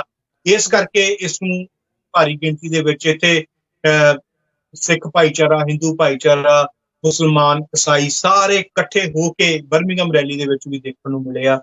ਜੋ ਪੰਜਾਬੀਆਂ ਦੀ ਖਾਸੀਅਤ ਹੈ, ਲੰਗਰ ਉਹ ਚੱਲਦੇ ਰਹੇ ਨੇ, ਜੋ ਵੀ ਕਰਦੇ ਸੀਗੇ। ਮਤਲਬ ਇੱਕ ਬਹੁਤ ਵੱਡਾ ਰੂਪ ਦੇਖਣ ਨੂੰ ਮਿਲਿਆ ਆ ਕਿਸਾਨੀ ਸੰਘਰਸ਼ ਨੂੰ ਲੈ ਕੇ ਬ੍ਰਿਟੇਨ ਦੇ ਵਿੱਚ। ਬਹੁਤ ਜੇ ਕਿਹਾ ਜਾ ਸਕਦਾ ਕਿ ਦੁਨੀਆ ਭਰ ਦੇ ਵਿੱਚ ਇਸਦੇ ਨਾਲ ਨੇ, ਪਰ ਹੁਣ ਜੋ ਪੈਸਾ ਵੀ ਭੇਜਿਆ ਜਾ ਰਿਹਾ, ਕਾਫੀ ਮੇਰੇ ਦੋਸਤ ਮਿੱਤਰ ਜੋ ਹੈਗੇ ਨੇ ਉਹ ਤਾਂ ਪਹਿਲਾਂ ਹੀ ਪੰਜਾਬ ਪਹੁੰਚੇ ਨੇ ਸਿਰਫ ਦਿੱਲੀ ਸੰਘਰਸ਼ ਦੇ ਵਿੱਚ ਹਿੱਸਾ ਲੈਣ। ਜੀ ਇਸ ਤੋਂ ਇਲਾਵਾ ਕੱਲ੍ਹ ਹੀ ਜਿਹੜੀ ਕਿਸਾਨ ਜਥੇਬੰਦੀਆਂ ਦੀ ਮੀਟਿੰਗ ਹੋਈ ਤੇ ਉਹਦੇ ਵਿੱਚ ਉਹਨਾਂ ਕਿਹਾ ਕਿ ਜਿੰਨੇ ਵੀ ਬ੍ਰਿਟੇਨ ਦੇ ਸਾਂਸਦ ਨੇ ਉਹਨਾਂ ਨੂੰ ਅਸੀਂ ਅਪੀਲ ਕਰਾਂਗੇ ਕਿ ਉਹ PM ਬੋਰਿਸ ਜੌਨਸਨ ਦੀ ਜਿਹੜੀ ਭਾਰਤ ਫੇਰੀ ਹੈ ਉਸ ਨੂੰ ਰੋਕਣ, ਤਾਂ ਜੋ ਉਹ ਪੰਜਾਬ ਦੇ ਵਿੱਚ ਆ ਕੇ ਕਿਉਂਕਿ ਇਸ ਤੋਂ ਪਹਿਲਾਂ ਜਦੋਂ ਜਦੋਂ ਟਰੰਪ ਆਏ ਸਨ ਤਾਂ ਉਦੋਂ ਵੀ ਸਵਾਲ ਖੜੇ ਹੋਏ ਸਨ। ਤਾਂ ਇਸੇ ਕਰਕੇ ਹੁਣ ਕਿਹਾ ਜਾ ਰਿਹਾ ਕਿ ਬੋਰਿਸ ਜੌਨਸਨ ਨੂੰ ਵੀ ਭਾਰਤ ਆਉਣ ਤੋਂ ਰੋਕਿਆ ਜਾਵੇ। ਤਾਂ ਉਸ ਨੂੰ ਲੈ ਕੇ ਕੀ ਗੱਲਬਾਤ ਕੀਤੀ ਗਈ ਹੈ ਉੱਥੋਂ ਦੇ ਸਾਂਸਦਾਂ ਦੇ ਨਾਲ, ਜਾਂ ਕਿਸ ਪੱਧਰ ਤੇ ਗੱਲਬਾਤ ਕੀਤੀ ਜਾ ਰਹੀ ਹੈ? ਗੱਲ ਇਹ ਹੈ ਕਿ ਪਹਿਲਾਂ ਮੰਨਿਆ ਜਾਂਦਾ ਹੈ ਕਿ ਇੰਗਲੈਂਡ ਦੇ ਵਿੱਚ ਜਿਹੜੇ ਲੋਕ ਨੇ, ਸਾਡਾ ਭਾਈਚਾਰਾ ਹੈਗਾ, ਉਹ ਮੰਨਿਆ ਜਾਂਦਾ ਹੈ ਕਿ ਜਿਹੜਾ ਬੋਰਿਸ ਜੌਨਸਨ ਪ੍ਰਧਾਨ ਮੰਤਰੀ ਇੰਗਲੈਂਡ ਦਾ, ਇਹ ਟਰੰਪ ਦੀ ਡਮੀ ਰਿਹਾ ਹੈ। ਜੋ ਟਰੰਪ ਨੇ ਕੀਤਾ ਹੈ ਉਹ ਬੋਰਿਸ ਜੌਨਸਨ ਨੇ ਕਰਨਾ ਹੀ ਕਰਨਾ। ਜੇ ਉਦੋਂ ਲੋਕਡਾਊਨ ਅਮਰੀਕਾ ਦੇ ਵਿੱਚ ਚੰਗੀ ਤਰ੍ਹਾਂ ਨਹੀਂ ਲੱਗਾ ਟਰੰਪ ਦੇ ਰਾਜ ਦੇ ਵਿੱਚ, ਇੰਗਲੈਂਡ ਵਿੱਚ ਵੀ ਉਨਾ ਵਧੀਆ ਨਹੀਂ ਲੱਗਾ, ਕਿਉਂਕਿ ਉਹਨੂੰ ਫੋਲੋ ਕੀਤਾ ਜਾਂਦਾ ਸੀ। ਜਿੰਨਾ ਵੀ ਪ੍ਰਭਾਵ ਲੋਕਾਂ ਨੇ ਪਟੀਸ਼ਨਾਂ ਪਾ ਕੇ ਕੀਤਾ ਆ, ਜਾਂ ਸੰਸਦਾਂ ਵੱਲੋਂ ਕਹਿ ਕੇ ਜੋ ਕਰਵਾਇਆ ਜਾ ਰਿਹਾ ਹੈ ਬੋਰਿਸ ਜੌਨਸਨ ਉਹ ਕਰ ਰਿਹਾ ਹੈ। ਕਾਫੀ ਉਸਦੀ ਪਾਰਟੀ ਦੇ ਬਹੁਤ ਸਾਰੇ MPs ਉਸਦੇ ਖਿਲਾਫ ਨੇ ਕਿ ਜੋ ਇਹ ਫੈਸਲੇ ਲੈ ਰਿਹਾ ਹੈ ਬੋਰਿਸ ਜੌਨਸਨ, ਅਸੀਂ ਉਹਦੇ ਨਾਲ ਸਹਿਮਤ ਨਹੀਂ ਹਾਂ।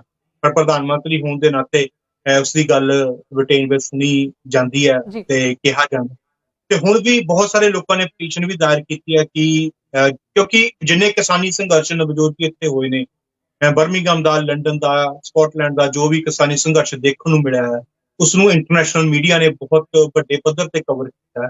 ਬਹੁਤ ਵੱਡੀ ਆਵਾਜ਼ ਇੰਟਰਨੈਸ਼ਨਲ ਮੀਡੀਆ ਤੇ ਉਠਾਈ ਆ, ਜੋ ਕਿ ਹਰ ਮੰਤਰੀ ਸੰਤਰੀ ਦੇ ਕੰਨਾਂ ਤੱਕ ਪਹੁੰਚੀ ਆ। ਜੇ ਉਹਨਾਂ ਨੇ ਵੀ ਆਪਣਾ ਰਾਜ ਬਚਾਉਣਾ ਹੈ, ਇੱਥੇ ਰਹਿਣਾ ਹੈ, ਤੇ ਉਸ ਕਿਸਾਨੀ ਸੰਘਰਸ਼ ਵਾਲੇ ਉਹਨਾਂ ਨੂੰ ਲਾਜ਼ਮੀ ਹੋ ਗਈ ਆ ਸੁਣਨੀ। ਜੇ ਉਸ ਤੋਂ ਬਾਹਰ ਜਾਣ ਦੀ ਕੋਸ਼ਿਸ਼ ਕਰਨਗੇ, ਕਿਉਂਕਿ ਵੋਟਾਂ ਇੱਥੇ ਵੀ ਪੈਣੀਆਂ ਨੇ, ਸਾਰੇ ਲੋਕਾਂ ਦੇ ਉੱਤੇ ਨਿਰਭਰ ਨੇ ਕਿ ਵੋਟ ਜੇ ਬੋਰਿਸ ਜੌਨਸਨ ਆਉਣ ਵਾਲੇ ਸਮੇਂ ਵਿੱਚ ਅੱਜ ਦੇ ਮੌਜੂਦਾ ਲੋਕਾਂ ਦੀ ਗੱਲ ਨਹੀਂ ਸੁਣਦਾ, ਕਿ ਆਉਣ ਵਾਲੀਆਂ ਵੋਟਾਂ ਉਸਦਾ ਅਸਰ ਉਸਦੇ ਨਤੀਜਿਆਂ ਤੇ ਪੈ। ਇਸ ਕਰਕੇ ਸਾਰੇ ਜਿੰਨੇ ਵੀ ਆਪੋਜ਼ਿਟ ਪਾਰਟੀ ਦੇ, ਸ਼ੈਡੋ ਪਾਰਟੀ ਦੇ ਮੈਂਬਰ ਨੇ, MP ਸਾਹਿਬਾਨ ਨੇ, ਉਹਨਾਂ ਸਾਰਿਆਂ ਨੇ ਲਿਖਤੀ ਨੋਟਿਸ ਦਿੱਤਾ ਹੈ ਬੋਰਿਸ ਜੌਨਸਨ ਨੂੰ ਕਿ ਉਹ ਨਾ ਜਾਣ। ਉਹਨਾਂ ਨੇ ਮਤਾ ਪਾਸ ਕੀਤਾ ਹੋਇਆ ਕਿ ਉਹ ਨਾ ਜਾਣ ਭਾਰਤ ਨੂੰ। ਇਸ ਤੋਂ ਇਲਾਵਾ ਕਿਉਂਕਿ ਕੋਵਿਡ ਕਰਕੇ ਜੇਕਰ ਫਲਾਈਟਾਂ ਰੱਦ ਕਰ ਦਿੱਤੀਆਂ ਗਈਆਂ ਨੇ ਭਾਰਤ ਆਉਣ ਵਾਲੀਆਂ, ਜਿੰਨੇ ਵੀ ਬ੍ਰਿਟੇਨ ਤੋਂ ਆਉਣਗੀਆਂ, ਤਾਂ ਬੋਰਿਸ ਜੌਨਸਨ ਵੀ ਜਿਹੜੇ ਨੇ ਉਹ ਨਹੀਂ ਆ ਸਕਦੇ, ਕਿਉਂਕਿ ਜੇਕਰ ਫਲਾਈਟਾਂ ਹੀ ਰੱਦ ਨੇ ਤਾਂ ਬ੍ਰਿਟੇਨ ਤੋਂ ਆਉਣ ਵਾਲਾ ਹਰ ਵਿਅਕਤੀ ਹੈ ਜਿਹੜਾ ਉਹ ਨਹੀਂ ਆ ਸਕਦਾ ਭਾਰਤ ਦੇ ਵਿੱਚ। ਸੋ ਪ੍ਰਧਾਨ ਮੰਤਰੀ ਨੂੰ ਖੁੱਲੀ ਛੁੱਟੀ ਹੈ ਜੀ ਕਿ ਉਹ ਆਪਣਾ ਚਾਰਟਰਡ ਪਲੇਨ ਲੈ ਕੇ ਉਹ ਜਾ ਸਕਦਾ ਜੋ ਜਾਣਾ ਚਾਹਵੇ। ਪਰ ਜੋ ਕੋਵਿਡ ਦੀ ਸਥਿਤੀ ਇਸ ਸਮੇਂ ਬਣੀ ਹੋਈ ਹੈ ਇੰਗਲੈਂਡ ਦੇ ਵਿੱਚ, ਜੋ ਇਸ ਮੌਜੂਦਾ ਹਾਲਾਤ ਨੇ ਉਹ ਬੜੇ ਚਿੰਤਾਜਨਕ ਨੇ। ਮੈਨੂੰ ਨਹੀਂ ਲੱਗਦਾ ਕਿ ਕੋਈ ਦੇਸ਼ ਦਾ ਪ੍ਰਧਾਨ ਮੰਤਰੀ ਆਪਣੇ ਦੇਸ਼ ਨੂੰ ਚਿੰਤਾ ਵਿੱਚ ਛੱਡ ਕੇ ਕਿਸੇ ਹੋਰ ਦੇਸ਼ ਦੀ ਖੁਸ਼ੀ ਦੇ ਵਿੱਚ ਜਾ ਕੇ ਉਹ ਸ਼ਾਮਲ ਹੋਵੇ। ਤਾਂ ਕਿਸੇ ਨੂੰ ਲੱਗਦਾ ਨਹੀਂ ਉਹ ਮਸਲਿਆਂ ਦੀ ਲੋੜ ਪਊਗੀ ਕਿ ਕਰੋਨਾ ਨੇ ਹੀ ਪ੍ਰਧਾਨ ਮੰਤਰੀ ਨੂੰ ਇੱਥੇ ਰੋਕ ਕੇ ਰੱਖ ਲੈਣਾ ਹੈ, ਤੇ ਸ਼ਾਇਦ ਉਹ ਜਾਣ ਦੀ ਨੌਬਤ ਨਾ ਪਵੇ ਕਿ ਅਸੀਂ ਕੱਲ ਨੂੰ ਇਹ ਉੱਠਣ ਕਿ ਬੋਰਿਸ ਜੌਨਸਨ ਦਿੱਲੀ ਕਿਉਂ ਪਹੁੰਚਿਆ। ਜੀ ਆਖਰੀ ਸਵਾਲ ਸੰਜੀਵ ਜੀ ਮੇਰਾ, ਕਿਉਂਕਿ ਜਦੋਂ ਪੰਜਾਬ ਦੇ ਵਿੱਚੋਂ ਨੌਜਵਾਨ ਵਿਦੇਸ਼ਾਂ ਦੇ ਵਿੱਚ ਪਹੁੰਚਦੇ ਨੇ ਤਾਂ ਉਹਨਾਂ ਦਾ ਪੰਜਾਬ ਦੇ ਨਾਲੋਂ ਮੋਹ ਟੁੱਟਣਾ ਜਿਹੜਾ ਉਹ ਸ਼ੁਰੂ ਹੋ ਜਾਂਦਾ ਆ। ਉਹ ਸੋਚਣ ਲੱਗਦੇ ਨੇ ਕਿ ਅਸੀਂ ਤਾਂ ਬਾਹਰ ਪਹੁੰਚ ਗਏ ਹਾਂ, ਪੰਜਾਬ ਵਾਲੇ ਪੰਜਾਬ ਆਪੇ ਸਾਂਭੀ ਜਾਣਗੇ, ਸਾਡੀ ਜਿਹੜੀ ਜ਼ਿੰਦਗੀ ਉਹ ਇੱਥੇ ਸ਼ੁਰੂ ਹੋ ਚੁੱਕੀ ਹੈ। ਪਰ ਜਦੋਂ ਕਿਸਾਨੀ ਸੰਘਰਸ਼ ਸ਼ੁਰੂ ਹੋਇਆ ਤਾਂ ਉਹਨਾਂ ਨੌਜਵਾਨਾਂ ਨੇ ਪੰਜਾਬ ਨੂੰ ਇੱਕ ਵਾਰ ਮੁੜ ਤੋਂ ਸਮਝਣ ਦੀ ਕੋਸ਼ਿਸ਼ ਕੀਤੀ, ਪੰਜਾਬ ਦੀ ਕਿਸਾਨੀ ਨੂੰ ਸਮਝਿਆ, ਪੰਜਾਬ ਦੇ ਬਜ਼ੁਰਗਾਂ ਨੂੰ ਸਮਝਿਆ, ਇਤਿਹਾਸ ਨੂੰ ਸਮਝਣ ਦੀ ਕੋਸ਼ਿਸ਼ ਕੀਤੀ। ਤਾਂ ਜਿਹੜਾ ਇਹ ਪਰਿਵਰਤਨ ਹੈ, ਇਹ ਇੰਗਲੈਂਡ ਦੇ ਜਿਹੜੇ ਉੱਥੇ ਵਿਦਿਆਰਥੀ ਪਹੁੰਚੇ ਹੋਏ ਨੇ ਪੰਜਾਬ ਦੇ, ਉਹ ਇਸ ਪਰਿਵਰਤਨ ਨੂੰ ਕਿਵੇਂ ਦੇਖਦੇ ਨੇ, ਤੇ ਪੰਜਾਬ ਦੇ ਨਾਲ ਉਹਨਾਂ ਦਾ ਹੁਣ ਪਿਆਰ ਹੈ ਜਿਹੜਾ ਉਹ ਕਿਸ ਹੱਦ ਤੱਕ ਵੱਧ ਚੁੱਕਿਆ? ਨਵਜੋਤ ਜੀ, ਮੇਰੀ ਕਾਫੀ ਵਾਰ ਸਟੂਡੈਂਟਸ ਨਾਲ ਗੱਲ ਹੁੰਦੀ ਰਹਿੰਦੀ ਹੈ, ਮਿਲਦੇ ਰਹਿੰਦੇ ਨੇ, ਕਾਫੀ ਵਾਰ ਉਹਨਾਂ ਨਾਲ ਗੱਲਬਾਤ ਕਰਨ ਦਾ ਮੌਕਾ ਮਿਲਦਾ, ਉਹਨਾਂ ਦੀ ਦੁੱਖ ਤਕਲੀਫਾਂ ਸੁਣਨ ਦਾ ਮੌਕਾ ਮਿਲਦਾ। ਕਿ ਜਿੱਦਾਂ ਤੁਸੀਂ ਕਿਹਾ ਕਿ ਉਹ ਪੰਜਾਬ ਤੋਂ ਇੱਥੇ ਆਉਂਦੇ ਨੇ ਤੇ ਪੰਜਾਬ ਤੋਂ ਵੱਖ ਹੁੰਦੇ ਨੇ, ਇਦਾਂ ਦਾ ਬਿਲਕੁਲ ਵੀ ਨਹੀਂ ਸਿਨਾਰੀਓ ਹੈਗਾ। ਸਿਰਫ ਪੰਜਾਬ ਹੂੰ, ਤੋਂ ਇਸ ਕਰਕੇ ਆਉਂਦੇ ਨੇ, ਉਹਨਾਂ ਦਾ ਇਹੀ ਕਹਿਣਾ ਹੈ ਕਿ ਸਾਨੂੰ ਕੋਈ ਉੱਥੇ ਰਾਹ ਨਹੀਂ ਦਿਸਦਾ, ਸਾਡੀ ਹੂੰ, ਗੱਲ ਨਹੀਂ ਸੁਣੀ ਜਾਂਦੀ। ਉੱਥੇ ਬਿਊਰੋਕ੍ਰੇਸੀ ਦਾ ਇੰਨਾ ਜ਼ਿਆਦਾ ਪ੍ਰਭਾਵ ਹੈ, ਰਿਸ਼ਵਤਖੋਰੀ ਵੱਧ ਚੁੱਕੀ ਆ, ਪੁਲਿਸ ਦਾ ਜੀ, ਡਰ ਇੰਨਾ ਜ਼ਿਆਦਾ ਹੈ ਕਿ ਜਿਹਦੇ ਤੁਸੀਂ ਜਿਹਨੂੰ ਚਾਹੋ ਉਹਦੇ ਤੇ ਕੇਸ ਬਣਵਾ ਸਕਦੇ ਹੋ, ਜੇ ਹੂੰ, ਕਿਸੇ ਨੂੰ ਖਰਾਬ ਕਰਨਾ ਹੈ, ਕੁਛ ਵੀ ਹੈ। ਇਸ ਕਰਕੇ ਉਹ ਕੋਈ ਚੰਗੀ ਲਾਈਫ ਦੇਖਣ ਨੂੰ, ਕਿਉਂਕਿ ਪੜ੍ਹਾਈ ਦੀ ਬਹੁਤ ਜ਼ਿਆਦਾ ਮਹਿੰਗੀ ਹੋ ਗਈ ਆ, ਡਾਕਟਰ ਇੰਜੀਨੀਅਰ ਹੂੰ, ਜੇ ਬਣਨਾ ਹੋਵੇ ਦੇਸ਼ ਦੇ ਵਿੱਚ, ਉਸ ਦੇ ਲਈ ਲੱਖਾਂ ਰੁਪਈਆ ਚਾਹੀਦਾ ਹੈ। ਤੇ ਜੀ, ਇੱਕ ਆਮ ਕਿਸਾਨ ਦਾ ਬੰਦੇ ਦੇ ਲਈ ਉਹ ਸੁਪਨੇ ਬਹੁਤ ਔਖੇ ਨੇ। ਜੇ ਕੋਈ ਸਕਾਲਰਸ਼ਿਪ ਲੱਗਦੀ ਹੋਵੇ ਸਰਕਾਰ ਵੱਲੋਂ, ਕੁਛ ਇਦਾਂ ਦੀਆਂ ਵਿੱਤੀਆਂ ਸਹਾਇਤਾ ਦਿੱਤੀ ਜਾਂਦੀ ਹੋਵੇ, ਫਿਰ ਕੋਈ ਸੋਚ ਸਕਦਾ ਹੈ ਕਿ ਮੈਂ ਪੰਜਾਬ ਛੱਡ ਕੇ ਬਾਹਰ ਨਾ ਜਾਵਾਂ। ਬਾਹਰ ਸਿਰਫ ਆਉਣ ਦਾ ਜੀ, ਇੱਕੋ ਹੀ ਕਾਰਨ ਆ, ਮੈਂ ਆਪਣੇ ਪਰਿਵਾਰ ਨੂੰ ਪਾਲ ਸਕਾਂ, ਆਪਣੀ ਰਿਸ਼ਤੇਦਾਰੀ ਨੂੰ ਦੇਖ ਸਕਾਂ, ਆਪਣੀਆਂ ਭੈਣਾਂ ਨੂੰ ਦੇਖ ਸਕਾਂ, ਆਪਣੇ ਭਰਾਵਾਂ ਦੀ ਜੀ, ਜ਼ਿੰਦਗੀ ਦੀ ਹੂੰ, ਕੁਰਬਾਨੀ ਹੈ। ਇਹ ਜਿਹੜਾ ਵੀ ਸ਼ਖਸ ਵਿਦੇਸ਼ ਜਾਂਦਾ, ਕਿਸੇ ਵੀ ਦੇਸ਼ ਦੇ ਵਿੱਚ ਜਾਂਦਾ, ਉਹ ਆਪਣੀ ਲਾਈਫ ਦੀ ਕੁਰਬਾਨੀ ਕਰ ਰਿਹਾ ਆ ਬਾਕੀਆਂ ਦੇ ਭਲੇ ਦੇ ਲਈ। ਉਹ ਪੰਜਾਬ ਤੋਂ ਜੀ, ਕਦੀ ਨਹੀਂ ਟੁੱਟ ਸਕਦਾ। ਜਿਹਦੇ ਮਾਂ ਪਿਓ ਉੱਥੇ ਨੇ ਤੇ ਉਹਦਾ ਉੱਥੇ ਨੇ, ਉਹ ਕਦੀ ਟੁੱਟ ਨਹੀਂ ਸਕਦਾ ਪੰਜਾਬ ਤੋਂ। ਪਰ ਇਸ ਕਿਸਾਨੀ ਸੰਘਰਸ਼ ਨੇ ਇੱਕ ਨਵੀਂ ਲਾਈਟ, ਨਵੀਂ ਚੇਤਨਾ ਜੀ, ਜ਼ਰੂਰ ਜਗਾਈ।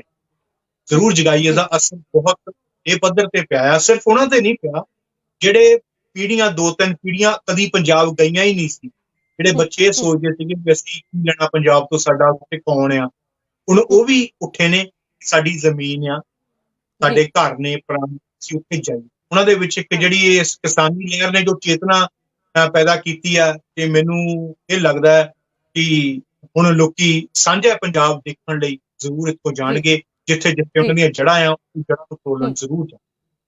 ਜੀ। ਪਰ ਕੋਵਿਡ-19 ਕਰਕੇ ਜਾਂ ਹੁਣ ਜੋ ਨਵਾਂ ਰੂਪ ਆਇਆ, ਉਹ ਇੱਕ ਵਾਰ ਫਿਰ ਤੋਂ ਅਸਰ ਪਾ ਰਿਹਾ ਤੇ ਜਿਨ੍ਹਾਂ ਨੇ ਪੰਜਾਬ ਆਉਣਾ ਸੀ ਜਾਂ ਜਿਨ੍ਹਾਂ ਨੇ ਪੰਜਾਬ ਤੋਂ ਵਾਪਸ ਜਾਣਾ ਸੀ, ਆਪਣੇ ਘਰਾਂ ਨੂੰ ਪਰਤਣਾ ਸੀ, ਉਹ ਇੱਕ ਵਾਰ ਫਿਰ ਤੋਂ ਰੁਕ ਗਏ ਨੇ। ਅਤੇ ਇਸ ਦੇ ਵਿਚਾਲੇ ਇੱਕ ਮੇਰਾ ਸਵਾਲ ਵਿੱਚ ਰਹਿ ਗਿਆ ਸੀ ਤੇ ਮੈਨੂੰ ਹੁਣੇ ਯਾਦ ਆਇਆ ਕਿ ਜਿਨ੍ਹਾਂ ਨੇ ਆਪਣੀਆਂ ਫਲਾਈਟਸ ਬੁੱਕ ਕਰਵਾ ਲਈਆਂ ਸੀ, ਕਿਉਂਕਿ ਇੱਕਦਮ ਹੀ ਭਾਰਤ ਦੇ ਵੱਲੋਂ ਕਹਿ ਦਿੱਤਾ ਗਿਆ ਕਿ 22 ਦਸੰਬਰ ਤੋਂ ਅਸੀਂ ਫਲਾਈਟਾਂ ਰੱਦ ਕਰ ਰਹੇ ਹਾਂ, ਤੇ ਜਿਨ੍ਹਾਂ ਨੇ ਬੁੱਕ ਕਰਵਾ ਲਈਆਂ ਸੀ ਤਾਂ ਉਹਨਾਂ ਨੂੰ ਹੁਣ ਉਹਨਾਂ ਨੂੰ ਲੈ ਕੇ ਕੀ ਪ੍ਰਬੰਧ ਕੀਤੇ ਜਾਣਗੇ ਕਿ ਮੁੜ ਤੋਂ ਉਹਨਾਂ ਨੂੰ ਜਦੋਂ ਮਤਲਬ ਖੁੱਲੇਗਾ, ਲਾਕਡਾਊਨ ਖੁੱਲੇਗਾ, ਦੁਬਾਰਾ ਫਲਾਈਟਾਂ ਸ਼ੁਰੂ ਹੋਣਗੀਆਂ, ਉਦੋਂ ਉਹਨਾਂ ਨੂੰ ਭੇਜਿਆ ਜਾਵੇਗਾ ਜਾਂ ਕੀ ਪ੍ਰਬੰਧ ਕੀਤਾ ਜਾਵੇਗਾ? ਹਾਂਜੀ, ਫਿਲਹਾਲ ਤਾਂ ਜੀ 31 ਤਰੀਕ ਤੱਕ ਇਹ ਬੰਦਿਸ਼ ਹੈ ਕਿ ਜਿਨ੍ਹਾਂ ਦੇ ਵੀਜ਼ੇ ਖਤਮ ਹੋਣ ਵਾਲੇ ਹੋਣਗੇ ਉਹਨਾਂ ਨੂੰ ਰੀਨਿਊ ਕਰ ਦਿੱਤਾ ਜਾਵੇਗਾ ਸਰਕਾਰ ਵੱਲੋਂ, ਜਿੱਦਾਂ ਕਿ ਪਹਿਲੇ ਲਾਕਡਾਊਨ ਦੇ ਵਿੱਚ ਵੀ ਇਹ ਜਦੋਂ ਜੀ, ਫਲਾਈਟਾਂ ਬੰਦ ਸੀ ਉਦੋਂ ਕਿਹਾ। ਹੁਣ ਫਲਾਈਟਾਂ ਸਿਰਫ ਇੱਕ ਹਫ਼ਤੇ ਦੇ ਲਈ ਬੰਦ ਕੀਤੀਆਂ ਗਈਆਂ ਨੇ। ਇਸ ਤੋਂ ਬਾਅਦ ਦੇਖੋ ਜੇ ਕੋਵਿਡ ਦਾ ਰੂਪ ਕੀ ਬਣਦਾ ਹੈ ਤੇ ਫਿਰ ਕੀ ਫੈਸਲਾ ਸਰਕਾਰ ਲੈਂਦੀ ਹੈ। ਤੇ ਜੀ, ਹਾਂਜੀ, ਫਲਾਈਟਾਂ ਅੱਗੇ ਪਿੱਛੇ ਹੁੰਦੀਆਂ ਨੇ, ਜੋ ਸਰਕਾਰੀ ਨੋਟਿਸ ਨੇ ਕੋਈ ਜਾਣਬੁੱਝ ਕੇ ਨਹੀਂ ਕਰ ਰਿਹਾ। ਇਸ ਕਰਕੇ ਹੂੰ, ਸਰਕਾਰ ਦੇ ਆਦੇਸ਼ਾਂ ਦਾ ਪਾਲਣ ਕੀਤਾ ਜਾਊਗਾ ਤੇ ਜੋ ਹੋਊਗਾ ਉਹ ਕੰਪਨੀਆਂ, ਸਾਰੀਆਂ ਕੰਪਨੀਆਂ ਨੂੰ ਬਣਨਾ। ਜੀ। ਇਸ ਤੋਂ ਇਲਾਵਾ ਕਿਉਂਕਿ ਕ੍ਰਿਸਮਸ ਦਾ ਤਿਉਹਾਰ ਬੜੇ ਪੱਧਰ ਤੇ ਮਨਾਇਆ ਜਾਂਦਾ ਹੈ ਅਤੇ ਇਹਨਾਂ ਦਿਨਾਂ ਦੇ ਵਿੱਚ ਹੀ ਸ਼ਹੀਦੀ ਦਿਹਾੜਾ ਜਿਹੜਾ ਸਾਹਿਬਜ਼ਾਦਿਆਂ ਦਾ, ਉਹ ਵੀ ਮਨਾਇਆ ਜਾਂਦਾ, ਤਾਂ ਮੈਂ ਉਹ ਜ਼ਰੂਰ ਜਾਣਨਾ ਚਾਹੂੰਗੀ ਕਿ ਇਹਨਾਂ ਦਿਨਾਂ ਦੇ ਵਿੱਚ ਉੱਥੇ ਦਾ ਪੰਜਾਬੀ ਭਾਈਚਾਰਾ ਜਿਹੜਾ ਉਹ ਸਾਹਿਬਜ਼ਾਦਿਆਂ ਨੂੰ ਜਾਂ ਮਾਤਾ ਗੁਜਰੀ ਨੂੰ ਜਾਂ ਗੁਰੂ ਗੋਬਿੰਦ ਸਿੰਘ ਜੀ ਨੂੰ ਕਿਵੇਂ ਯਾਦ ਕਰਦਾ? ਹਾਂਜੀ, ਇੰਗਲੈਂਡ ਇੱਕ ਅਜਿਹਾ ਦੇਸ਼ ਹੈ, ਮੈਨੂੰ ਲੱਗਦਾ ਕਿ ਸਭ ਤੋਂ ਪਹਿਲਾਂ ਪੰਜਾਬੀਆਂ ਦਾ ਜਿੰਨੀਆਂ ਪੀੜ੍ਹੀਆਂ ਇੱਥੇ ਹੋ ਗਈਆਂ ਨੇ, ਹੋਰ ਕਿਸੇ ਦੇਸ਼ ਦੇ ਵਿੱਚ ਸ਼ਾਇਦ ਨਾ ਹੁੰਦਾ ਹੁਣ। ਪੰਜਾਬ ਇੱਕ ਮਿੰਨੀ ਪੰਜਾਬ ਪੂਰੇ ਇੰਗਲੈਂਡ ਦੇ ਵਿੱਚ ਵਸਿਆ ਹੋਇਆ ਹੈ। ਇਸ ਦੀ ਇੱਥੇ ਦੀ ਇਕਨੋਮੀ ਦੇ ਉੱਤੇ, ਇਸ ਦੀ ਰਾਜਨੀਤੀ ਦੇ ਉੱਤੇ ਪੰਜਾਬੀਆਂ ਦਾ ਬਹੁਤ ਵੱਡਾ ਯੋਗਦਾਨ ਹੈ ਤੇ ਜੀ, ਰਹੇਗਾ, ਹਮੇਸ਼ਾ ਹੀ ਹੂੰ, ਰਹੇਗਾ। ਇਸ ਕਰਕੇ ਹਰ ਟਾਊਨ ਦੇ ਵਿੱਚ, ਛੋਟੇ-ਛੋਟੇ ਟਾਊਨਸ ਦੇ ਵਿੱਚ ਗੁਰਦੁਆਰਾ ਸਾਹਿਬ ਸੁਸ਼ੋਭਿਤ ਨੇ, ਬਣੇ ਹੋਏ ਨੇ। ਤੇ ਨਾ ਗੁਰਦੁਆਰਾ ਸਾਹਿਬ ਦੇ ਵਿੱਚ ਲਗਾਤਾਰ ਇਸ ਸਮਾਗਮ ਹੁੰਦੇ ਰਹਿੰਦੇ ਨੇ। ਜੀ, ਕੋਵਿਡ-19 ਦੇ ਚੱਲਦੇ ਇਸ ਕਰਕੇ ਬਹੁਤ ਕੁਝ ਕੈਂਸਲ ਕਰਨਾ ਪਿਆ, ਨਹੀਂ ਤਾਂ ਜਿੱਦਾਂ ਦੀ ਪੰਜਾਬ ਦੇ ਵਿੱਚ ਗੁਰਪੁਰਬ ਮਨਾਇਆ ਜਾਂਦਾ ਹੈ, ਸ਼ੋਭਾ ਯਾਤਰਾ ਜੀ, ਕੱਢੀ ਜਾਂਦੀ, ਤਾਂ ਇੱਥੇ ਰੋਡ ਬੰਦ ਕਰਕੇ ਬਿਲਕੁਲ ਸ਼ੋਭਾ ਜੀ, ਯਾਤਰਾ ਕੱਢੀ ਜਾਂਦੀ ਹੈ। ਤੇ ਸ਼ਹੀਦੀ ਜੀ, ਦਿਹਾੜਿਆਂ ਵੇਲੇ ਵੀ ਹਮੇਸ਼ਾ ਹੀ ਇੱਥੇ ਹੋਇਆ ਕਿ ਲੋਕੀ ਗੁਰਦੁਆਰਾ ਸਾਹਿਬ ਦੇ ਵਿੱਚ ਜਾ ਕੇ ਰਾਤ ਰਾਤ ਭਰ ਉੱਥੇ ਬੈਠ ਕੇ ਉਹ ਸ਼ਹੀਦੀ ਦਿਹਾੜੇ ਨੂੰ ਆਪਣੀ ਰਾਤ ਸਮਰਪਿਤ ਕਰਦੇ ਸੀ। ਉਹ ਜੋ ਜੀ, ਕੁਝ ਮਾਤਾ ਗੁਜਰੀ ਹੋਣਾ ਨੇ ਠੰਡੇ ਬੁਰਜ ਵਿੱਚ ਝੱਲਿਆ, ਉਹ ਆਪਣੇ ਆਪ ਨੂੰ ਇੱਥੇ ਕੋਸ਼ਿਸ਼ ਕਰਦੇ ਆ ਗੁਰਦੁਆਰਿਆਂ ਦੇ ਬਹਿ ਕੇ, ਪਰ ਜੀ, ਕੋਵਿਡ-19 ਦੇ ਚੱਲਦੇ ਕਰਕੇ ਜੀ, ਸਰਕਾਰ ਵੱਲੋਂ ਪਾਬੰਦੀਆਂ ਲੱਗੀਆਂ ਨੇ, ਇਸ ਕਰਕੇ ਇਸ ਵਾਰ ਉਹ ਸੰਭਵ ਨਹੀਂ ਹੈ। ਜੀ। ਬਹੁਤ-ਬਹੁਤ ਸ਼ੁਕਰੀਆ ਸੰਜੀਵ ਜੀ ਗੱਲਬਾਤ ਦੇ ਲਈ ਤੇ ਉੱਥੋਂ ਦੇ ਹਾਲਾਤਾਂ ਬਾਰੇ ਜਾਣੂ ਕਰਵਾਉਣ ਦੇ ਲਈ। ਉਮੀਦ ਹੈ ਕਿ ਜਲਦ ਇਹ ਕੋਵਿਡ ਵਾਇਰਸ ਜਿਹੜਾ ਨਵਾਂ ਰੂਪ ਆਇਆ ਉਹ ਵੀ ਉਸ ਦੇ ਨਾਲ ਵੀ ਨਜਿੱਠਿਆ ਜਾਵੇਗਾ, ਚਾਹੇ ਉਹ ਭਾਰਤ ਹੋਵੇ ਜਾਂ ਬ੍ਰਿਟੇਨ ਹੋਵੇ। ਜਿਹੜੇ ਜਲਦ ਲੋਕ ਨੇ ਉਹ ਫਿਰ ਲੋਕਡਾਊਨ ਤੋਂ ਬਾਹਰ ਆਉਣਗੇ ਤੇ ਆਪਣੀ ਆਮ ਵਰਗੀ ਜਿਹੜੀ ਜ਼ਿੰਦਗੀ ਹੈ ਉਸ ਨੂੰ ਦੁਬਾਰਾ ਮਾਣ ਸਕਣਗੇ। ਤੇ ਕਿਸਾਨੀ ਸੰਘਰਸ਼ ਜੋ ਪੰਜਾਬ ਦੇ ਵਿੱਚ ਸ਼ੁਰੂ ਹੋਇਆ ਉਸ ਨੂੰ ਲੈ ਕੇ ਜਿਨ੍ਹਾਂ ਨੇ ਪੰਜਾਬੀਆਂ ਨੇ ਪੰਜਾਬ ਦੇ ਵਿੱਚ ਪਹੁੰਚਣਾ ਹੈ ਜਾਂ ਪੰਜਾਬ ਤੋਂ ਜਿਨ੍ਹਾਂ ਲੋਕਾਂ ਨੇ ਵਾਪਸ ਆਪਣੇ ਘਰਾਂ ਬ੍ਰਿਟੇਨ ਦੇ ਵਿੱਚ ਪਰਤਣਾ ਉਹ ਵਾਪਸ ਪਰਤ ਸਕਣਗੇ। ਤਾਂ ਬਹੁਤ ਬਹੁਤ ਸ਼ੁਕਰੀਆ ਜਗਬਾਣੀ ਦੇ ਨਾਲ ਗੱਲਬਾਤ ਕਰਨ ਦੇ ਲਈ।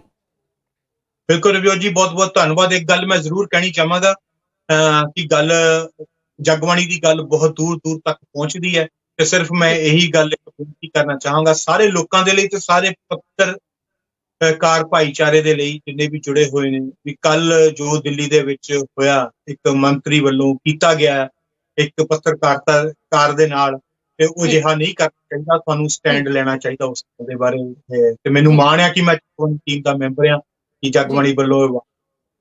ਜੀ ਜੀ ਸੰਜੀਵ ਜੀ, ਕਿਉਂਕਿ ਬੜੀ ਮਾੜੀ ਘਟਨਾ ਸੀ ਇੱਕ ਮਹਿਲਾ ਪੱਤਰਕਾਰ ਦੇ ਨਾਲ ਇਸ ਤਰ੍ਹਾਂ ਦੀ ਬਦਤਮੀਜ਼ੀ ਕਰਨਾ, ਤਾਂ ਪੂਰਾ ਪੱਤਰਕਾਰ ਭਾਈਚਾਰਾ ਚਾਹੇ ਉਹ ਪੰਜਾਬ ਦਾ ਹੈ ਜਾਂ ਇਸ ਤੋਂ ਇਲਾਵਾ ਦੇਸ਼ਾਂ ਵਿਦੇਸ਼ਾਂ ਦਾ ਉਹ ਉਸ ਗੱਲ ਦੀ ਨਿੰਦਿਆ ਵੀ ਕਰਦਾ ਤੇ ਉਸ ਮਹਿਲਾ ਪੱਤਰਕਾਰ ਦੇ ਨਾਲ ਹਰ ਇੱਕ ਪੱਤਰਕਾਰ ਖੜਾ ਵੀ ਹੈ। ਤੇ ਜਦੋਂ ਤੱਕ ਇਨਸਾਫ ਨਹੀਂ ਮਿਲਦਾ ਉਦੋਂ ਤੱਕ ਆਵਾਜ਼ ਜਿਹੜੀ ਬੁਲੰਦ ਹੈ ਉਹ ਹਰ ਇੱਕ ਅਦਾਰੇ ਦੇ ਵੱਲੋਂ ਜ਼ਰੂਰ ਕੀਤੀ ਜਾਏਗੀ। ਬਹੁਤ ਬਹੁਤ ਧੰਨਵਾਦ ਨਵਜੋਤ ਜੀ। ਜੀ ਬਹੁਤ ਬਹੁਤ ਸ਼ੁਕਰੀਆ ਸੰਜੀਵ ਜੀ ਗੱਲਬਾਤ ਦੇ ਲਈ। ਸੋ